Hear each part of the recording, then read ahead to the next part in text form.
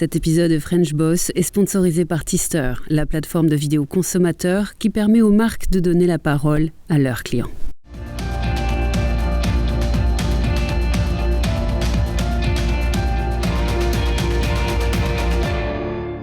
Bonjour à tous, un slogan éprouvé qui a fait ses preuves depuis belle lurette, du producteur au consommateur, une stratégie qui est toujours la même où qu'elle soit déployée, ouverture d'une boutique en ligne suivie plus tard de l'ouverture d'une boutique physique. La marque s'appelle Paulette, elle vend des lunettes low cost et la fondatrice de cette marque s'appelle pas Paulette mais s'appelle Pauline et elle est avec nous depuis Amsterdam. Pauline Cousseau, bonjour. On est ravis de vous avoir avec nous. Moi aussi, merci beaucoup. On est ravis parce que vous n'avez que 32 ans, hein, si je ne me trompe pas, vous me dites si je me trompe, et vous avez déjà une aventure longue à raconter, longue et une aventure de voyageuse et une aventure d'entrepreneuse. On va en parler. Auparavant, un petit mot sur la photo qui se trouve derrière moi, la photo que vous avez eu la gentillesse de me donner, une photo d'Amsterdam. Car aujourd'hui, après avoir été, on va en parler dans beaucoup d'endroits, vous êtes à Amsterdam. Dites-moi, de quelle manière Amsterdam compte ou pèse dans votre vie professionnelle aujourd'hui? Dites-moi ça, Pauline. Amsterdam, c'est en fait tout simplement l'endroit dans lequel on s'est rapproché de nos clients européens.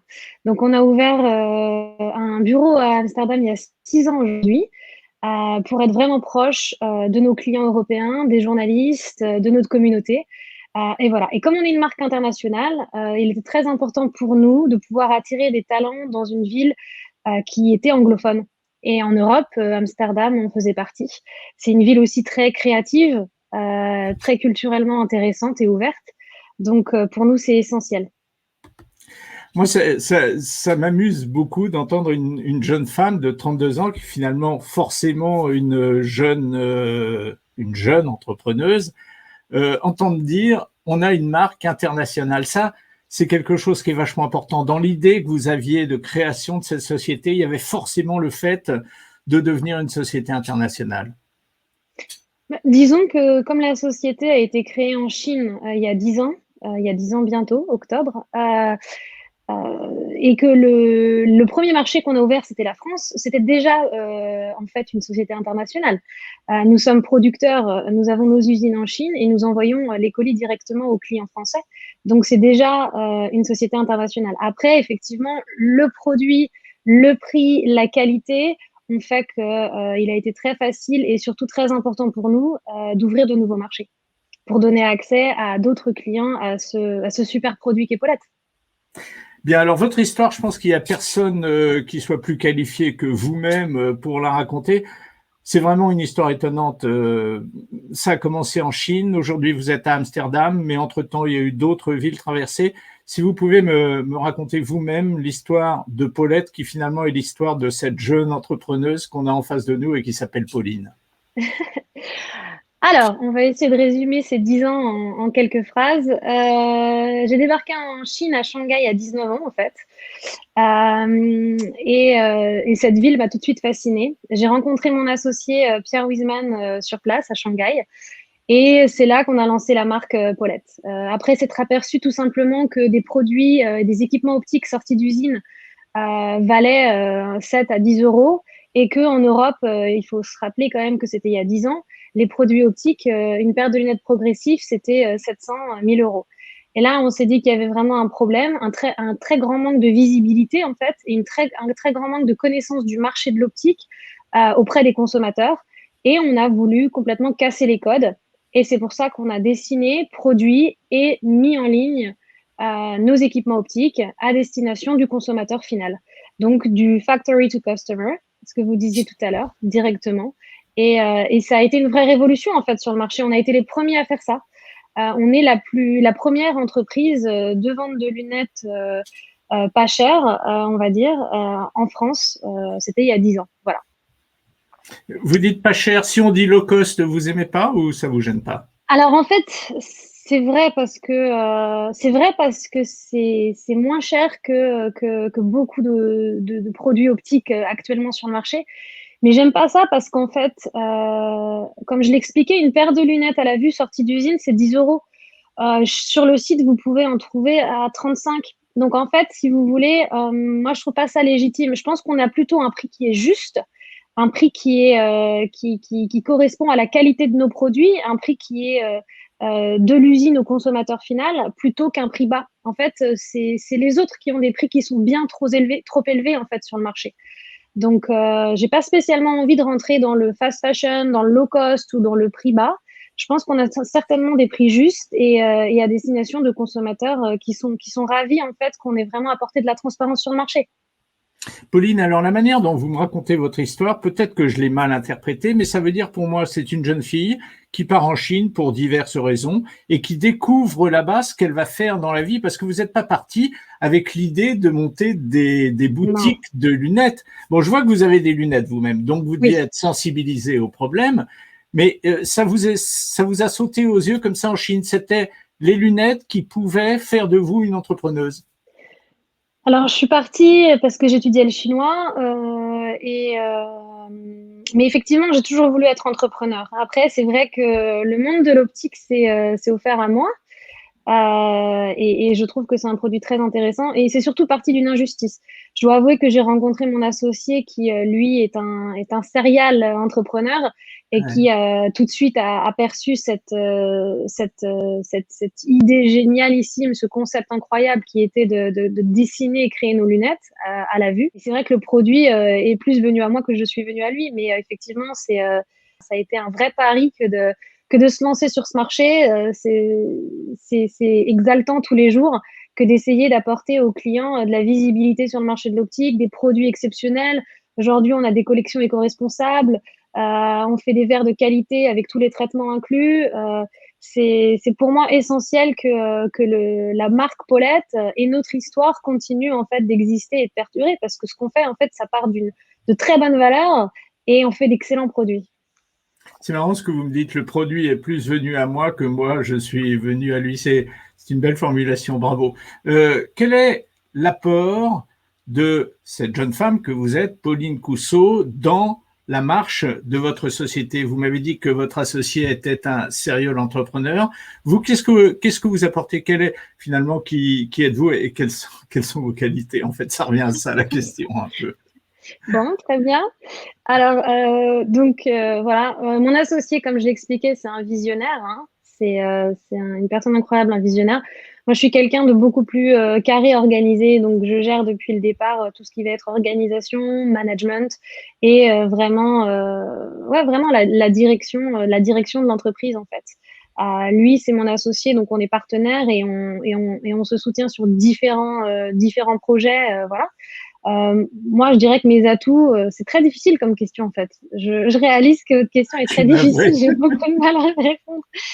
Je sais pas. Quand on est entrepreneur, ouais, surtout quand on est entrepreneur et qu'on n'a pas d'investisseur, qu'on a toujours tout fait nous-mêmes, on a différentes qualifications. J'ai plein de flèches, de cordes à mon arc, mais je saurais pas vraiment répondre de manière précise à cette question. Je dirais du management, de l'organisation. Enfin, il se passe plein de choses dans cette entreprise.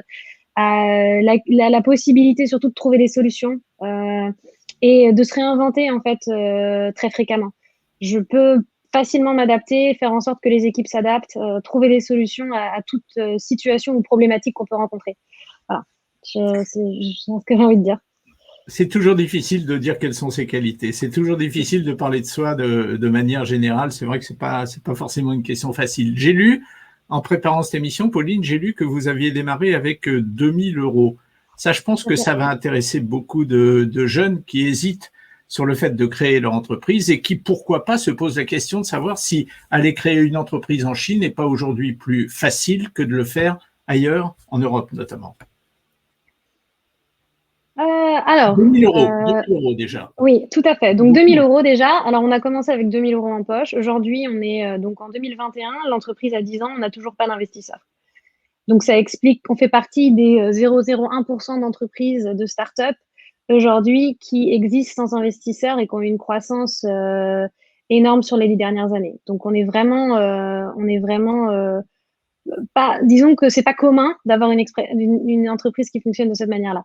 Ça, c'est la première chose. La deuxième chose, c'est qu'effectivement, il y a 10 ans, c'était certainement plus facile de lancer son entreprise peut-être depuis la Chine, parce que le coût de la vie était vraiment très faible. Donc, quand on est étudiant et qu'on n'a pas beaucoup d'argent, c'est vrai qu'à l'époque, vivre à Shanghai, c'était plus facile que de vivre en France. J'ai lu également en préparant cette émission, donc, et je l'ai évoqué dès le début, et vous venez de l'évoquer également, votre slogan donc du producteur, du fabricant direct au consommateur. Et j'ai lu que vous justifiez ça par le fait qu'il y avait beaucoup d'intermédiaires qui prenaient de l'argent et qui donc gonflaient le prix de vente. Qui sont ces intermédiaires? J'ai du mal à me rendre compte dans le cadre de vente de lunettes.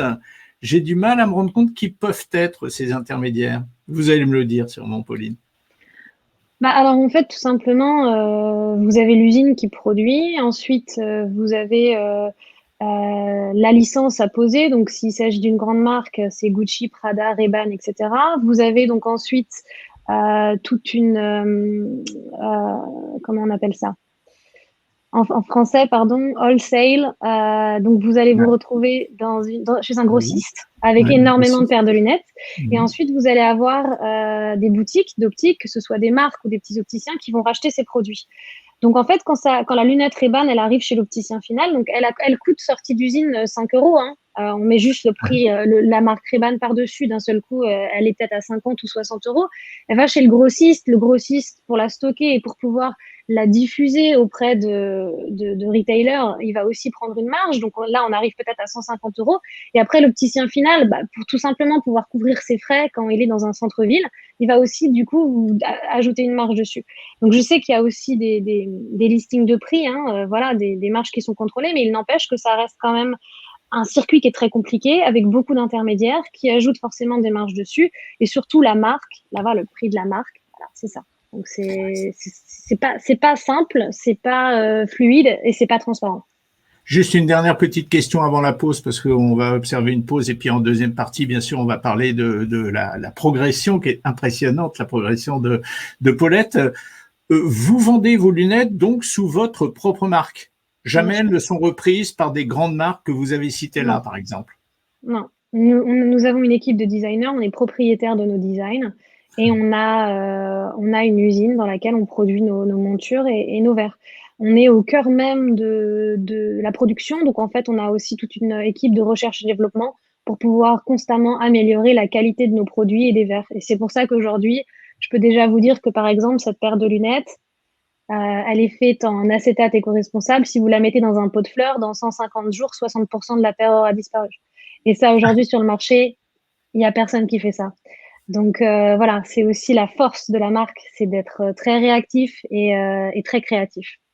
Un petit mot rapide avant la pause. Vous venez de parler d'écologie d'une certaine manière. L'écologie, c'est quelque chose qui vous parle. Ça parle beaucoup aux jeunes de votre génération, hein, l'écologie en général. Hein. Tout à fait. Oui, alors je pense que ça parle à tout le monde aujourd'hui. Il y a une vraie prise de conscience. Il y a une vraie prise de conscience. Après, en tant qu'entrepreneur, je pense qu'on a tous une responsabilité, hein. Face à la planète, voilà, en tant que personne, en tant qu'individu, mais aussi en tant qu'entrepreneur. En tant qu'individu, voilà, ça commence par des choses simples, des gestes simples, le recyclage, limiter sa consommation de viande, enfin, il y a plein de choses. En ce qui concerne l'entreprise, nous, on a le parti pris tout simplement déjà d'avoir un modèle économique qui est quand même très éco-responsable, puisque en fait, on produit quasiment à la demande et on envoie au consommateur ce qu'il a déjà commandé. Donc, on n'a pas de stock. On n'a pas de stock dans nos boutiques. Nos boutiques, ce sont des showrooms connectés, donc vous partez pas avec la paire de lunettes, ce qui fait qu'on stocke ni verre ni monture, donc il y a très peu de gâchis. Et en plus de ça, on lance des collections qui sont éco-responsables avec des packaging qui le sont également. Donc, ce sont des petits gestes, en fait. Nous, on a une équipe qui a travaillé 3 ans pour obtenir ce genre de résultats, donc ça a été des efforts considérables. Mais aujourd'hui, ce sont des petits gestes du quotidien que la marque fait qui vont avoir un impact environnemental extraordinaire. Et surtout, en tant que valeur, ce sont nos valeurs, mais même pour le client final. C'est important qu'il puisse aussi participer à cette avancée technologique et à cette protection de l'environnement grâce à Paulette. Pauline, dans quelques secondes, on va parler du deuxième volet qui est intéressant, qui est la stratégie commerciale que vous avez développée au fil des ans. Auparavant, donc, une petite pause, histoire de donner un petit coup de projecteur sur la société avec laquelle nous sommes associés, qui est notre partenaire, notre sponsor, la société Tister. Vous savez que semaine après semaine, on vous fait découvrir cette société au travers d'entretiens que nous avons avec chacun de ses dirigeants, un nouveau volet de ces entretiens. Et je reviens avec vous dans quelques secondes, Pauline. À tout de suite. À tout de suite. Alors, il y a une question, moi, que je me pose aujourd'hui. Que peut-on faire pour vous, nous, quand je dis nous, c'est la communauté d'expats de French Morning? Eh bien, bonjour à tous déjà. Oui, aujourd'hui, en fait, nous sommes leaders sur le marché de la vidéo consommateur parce que notre solution et notre technologie sont assez uniques en fin de compte. Mais aujourd'hui, on est complètement inconnu sur le marché nord-américain parce qu'on a d'abord consolidé notre position de leader en France. Là, on cherche vraiment à rencontrer des marques et des distributeurs aux États-Unis pour leur montrer comment ils pourront bénéficier des vidéos de leur communauté. Donc vraiment, ce que vous pouvez faire pour nous, c'est parler de Tister, tout simplement.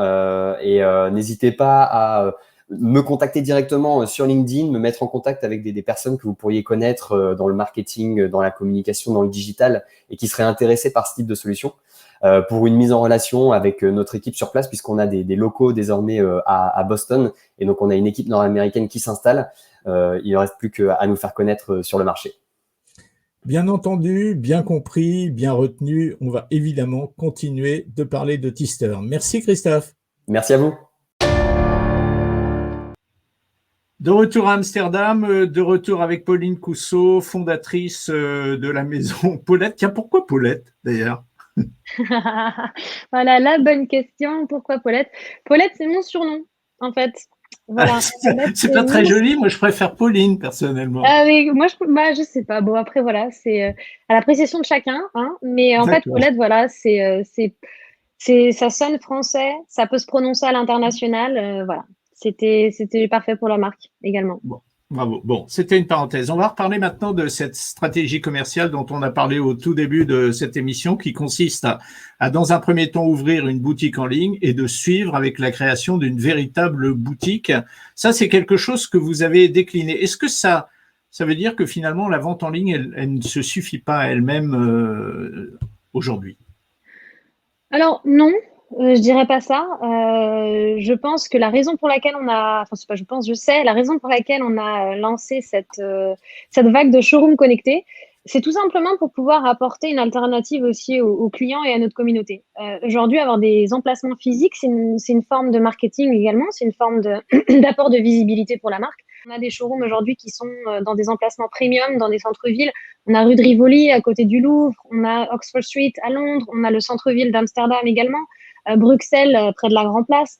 On a des showrooms qui sont des emplacements de rencontres avec nos clients et nos communautés. On présente l'intégralité de nos produits. Il y a des conseils optiques. Vous pouvez également prendre tout simplement vos corrections gratuitement et sans engagement dans nos boutiques. Ça a été aussi un des éléments qui nous a poussé à avoir des emplacements en fait physiques. C'est la difficulté d'avoir accès à un opticien ou un ophtalmo en France. 6 mois pour prendre un rendez-vous, c'est compliqué. Donc voilà, on a vraiment eu envie de créer une révolution à tous les niveaux, que ce soit dans le produit, que ce soit dans l'accès aux produits, je veux dire d'un point de vue financier, donc des montures et des verres à 35 €, mais également tout simplement dans l'approche et le service qu'on a avec le client. On veut lui permettre d'avoir le maximum d'expérience Paulette. Donc allez dans nos showrooms connectés, aujourd'hui c'est une vraie expérience. On crée des micros-événements également dans ces showrooms. Voilà, vous pouvez toucher le produit, l'essayer. Vous pouvez également télécharger notre appli mobile, scanner dans l'intégralité des produits et votre ordonnance et pouvoir acheter directement de votre appli. Donc, c'est une autre expérience. C'est pas un magasin d'optique traditionnel. Donc voilà, C'était important pour nous de faire la différence. Et en termes d'image de marque, Pauline, est-ce que vous considérez qu'un showroom, c'est un accélérateur indispensable en termes d'image de marque, que votre image de marque va considérablement s'accroître, s'améliorer avec un showroom, beaucoup plus qu'elle ne le ferait par Internet? Je pense que ça crée un lien de confiance. Je crois que ça établit surtout un lien de confiance. C'est-à-dire qu'aujourd'hui, on est dans une société complètement changeante. On va avoir une grosse partie de la population, on va dire surtout les générations peut-être les plus jeunes, qui vont avoir une confiance dans l'achat sur Internet. Et on va avoir une partie de la population qui va toujours avoir une réticence, surtout s'il s'agit d'un produit considéré comme depuis des années médical, qui est un produit optique. Voilà. Nous, on a vraiment révolutionné ce produit, cet équipement optique. C'est plus uniquement du médical, c'est un besoin, c'est une nécessité. Payer 1 000 € pour une paire de lunettes, pour moi, je trouve ça aberrant. On en a besoin, on a besoin de la vue, voilà, pour travailler, pour conduire, pour tout. Donc, pour moi, cet accès au showroom, c'est une question de confiance pour beaucoup de gens qui pourraient être réticents sur l'aspect achat direct en ligne.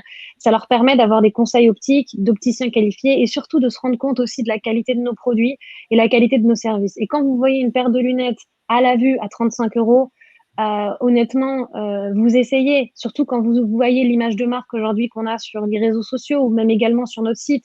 On fait des campagnes des campagnes absolument magnifiques. On a des produits de qualité.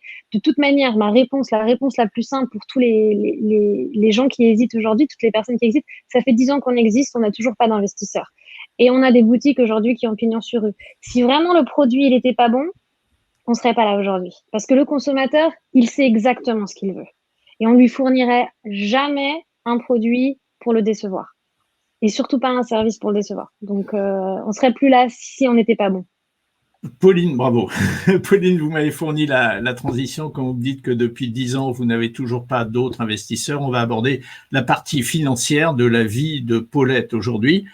En 2018, il y a 3 ans, stratégie, disait-vous, que vous étiez un petit empire. Les mots ont un sens quand même. C'est quoi aujourd'hui le petit empire de Pauline Cousseau et de son associé? C'est effectivement, les mots ont un sens. J'avais jamais eu l'impression de me sentir comme une empereur, mais alors on a quand même l'impression d'être en haut d'un grand château, ça c'est certain.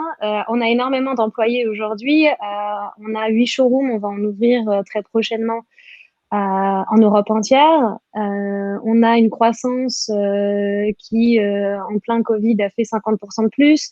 Donc oui, on est à la tête d'une très belle aventure. On est à la tête d'un très joli bateau, d'un très joli produit, d'un très joli projet. Un empire, je sais pas parce que j'aime pas trop la connotation, mais en tous les cas, on a toujours su disons, s'améliorer en fait au fur et à mesure du temps. Et je crois que c'est notre force. Notre force, elle vient du fait qu'on n'a pas eu d'investisseurs et qu'on a commencé à tout faire nous-mêmes, mes associés et moi, mon associé et moi, ce qui fait que on a fait des erreurs à un niveau micro.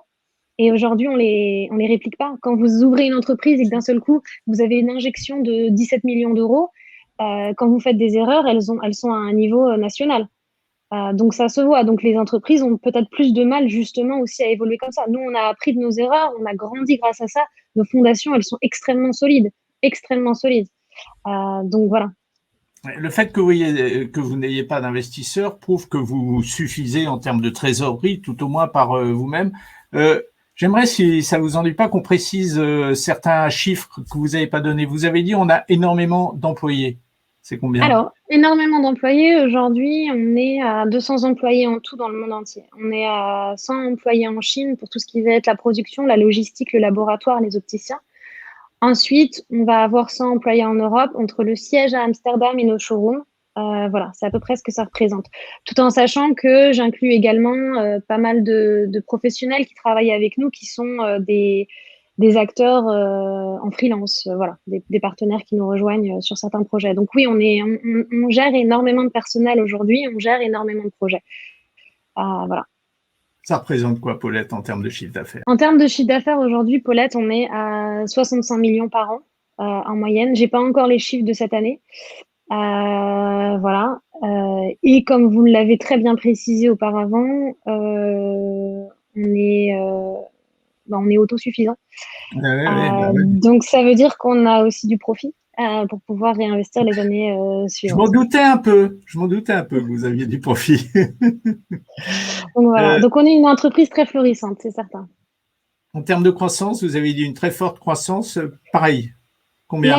L'année dernière, on a fait 50% de croissance. Mais depuis 10 ans, on est à 35% de croissance chaque année.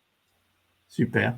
Je vais revenir sur quelque chose que vous venez de dire. Vous avez dit aujourd'hui que vous aviez le siège de Paulette qui était à Amsterdam. C'est ce que vous venez de me dire. Vous m'avez dit, entre le showroom et le siège, on a tant d'employés. Vous avez Alors, dit 300 employés. j'ai qualifié de siège, je me suis peut-être mal exprimée. En fait, ce que je voulais dire, c'était qu'on avait un bureau, une entité à Amsterdam qui gère toute la partie service, on va dire, dans le sens où on va faire beaucoup de marketing, beaucoup de campagnes, et qui va également gérer la partie showroom en Europe. Le siège de l'entreprise, il est toujours basé on a toujours un bureau en Chine. En Chine, Voilà. oui, c'est ça. Là où on a monté, il y a toujours l'entreprise.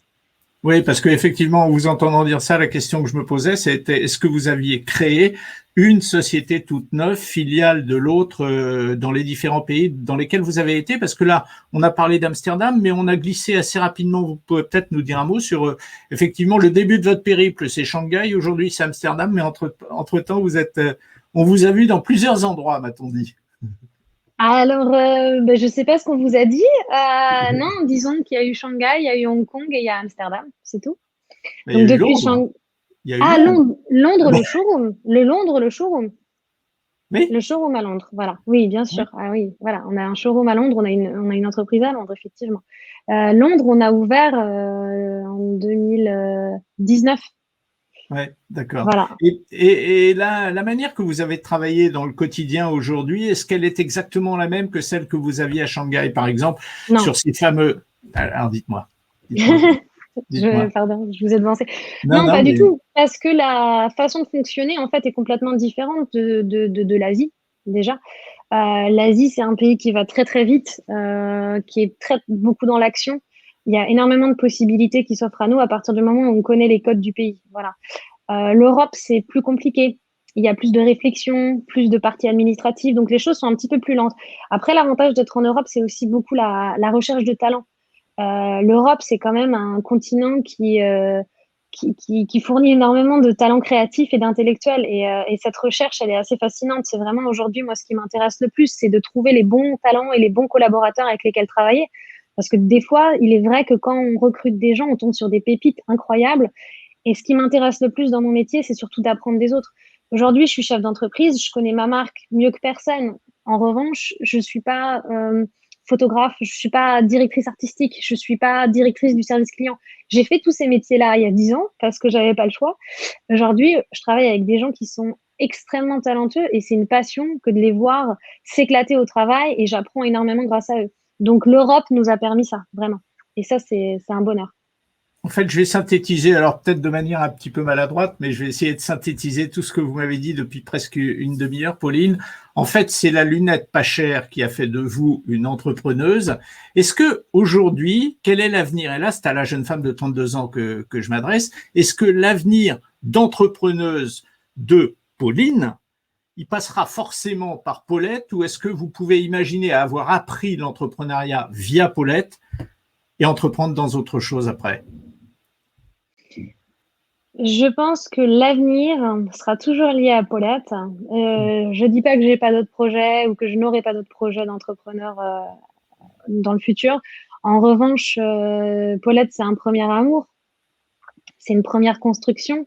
Et vous en parlerez avec beaucoup d'entrepreneurs qui réussissent. Se lancer dans un nouveau projet, c'est jamais la même chose. Quand j'ai commencé, j'avais très peu d'expérience, donc j'apprenais énormément. C'était une fascination. On avait 2000 € en poche, donc vous imaginez bien nos conditions de vie et nos conditions dans lesquelles on a monté cette entreprise. Aujourd'hui, si je recommençais, ce serait plus du tout la même chose. Donc oui, j'aurais mon expérience pour moi, mais beaucoup moins l'aventure. Voilà, je pense. Donc non, je pense que l'avenir, ce sera toujours avec Paulette. C'est mon premier amour et je crois que ce sera difficile de m'en séparer. Avant qu'on se sépare, nous, pour le coup, Pauline, une dernière question. Depuis toute petite, vous vouliez être entrepreneur, bien qu'il n'y ait pas du tout d'atavisme familial. Hein. Je crois que vos parents étaient enseignants et c'est ça. Donc, il n'y avait pas du tout… Vous êtes né avec ça dans votre tête, sans aucun atavisme familial. Est-ce que l'idée que vous faisiez quand vous étiez petite de ce qu'était un entrepreneur, vous le retrouvez aujourd'hui? Est-ce que votre vue sur l'entrepreneuriat a changé? Non, bien sûr que non. Je pense que n'importe quel entrepreneur, avant d'être entrepreneur, il a une vision, qu'il soit petit ou qu'il soit grand ou adulte, hein, d'ailleurs, peu importe. La vision qu'on a de l'entrepreneuriat, elle n'est pas du tout celle qui est vraie, en fait. Un entrepreneur, c'est quelqu'un qui qui est très créatif en général et qui est optimiste et force de solution, ça c'est certain. En revanche, c'est aussi énormément de travail. Et l'entrepreneuriat, c'est aussi un combat avec soi-même et son entreprise au quotidien pour ne pas être esclave de celle-ci. Et en même temps, toujours, c'est un apprentissage. C'est-à-dire qu'aujourd'hui, si Paulette grandit, c'est parce que moi, en tant que personne, je grandis. Voilà, et l'entreprise grandit grâce à ça. Et elle me fait grandir également à un niveau personnel. Mais l'entrepreneuriat, ouais, c'est une aventure passionnante, extraordinaire, exaltante. Et en même temps, ça vient également avec une grande responsabilité, beaucoup de challenges et beaucoup de pression et de stress. Quand on commence à avoir la responsabilité d'employer et de la vie des gens, on pèse pas sa vie de la même manière. On prend des décisions, on prend toujours des risques parce qu'on est entrepreneur. Ouais. Mais on sait également qu'il y a des gens qui comptent sur nous pour avoir un métier et surtout qu'on apprécie, avec lesquels on peut continuer de travailler. Donc, c'est une vraie responsabilité. Il ne faut pas y aller à la légère, quoi. C'est tout. C'est marrant parce que vous avez un peu le nez pour deviner les questions que je vais vous poser. Là, vous venez d'employer le mot stressant et je m'apprêtais à vous poser la dernière question. Je vais quand même la poser. Je vais vous donner 2 adjectifs qui sont 2 qualificatifs et vous allez me dire lequel correspond le mieux à la vie d'entrepreneuse de Pauline aujourd'hui. Stressant ou exaltant? Exaltant. Exaltant, ouais. Non, il y a des périodes de stress dans le monde de l'entreprise, c'est certain. Pour les employés, comme pour les employeurs, comme pour les entrepreneurs maintenant. C'est comme tout dans la vie. Il faut trouver un équilibre. Il y a des phases qui sont plus difficiles que d'autres, mais il faut toujours en tirer plus de positif que de négatif. Sinon, ça sert à rien. On n'a qu'une vie, il faut toujours en profiter. Et surtout, on a une responsabilité, c'est de transférer cette positivité à ses employés. Donc, si nous, on n'est pas bien, l'entreprise, elle n'est pas bien. Et ça, c'est essentiel de le comprendre. Voilà, on n'a qu'une vie, il faut savoir en profiter. Et tout nous laisse penser que la jeune femme avec laquelle on est depuis une demi-heure, ça a bien profité de sa vie et sait surtout bien en profiter grâce à des qualités manifestes d'entrepreneuse. Merci Pauline, on a été ravis de nous entretenir avec vous. Merci également, c'était un plaisir. Merci beaucoup. Et bonne continuation. Merci. Bye bye. Bye bye.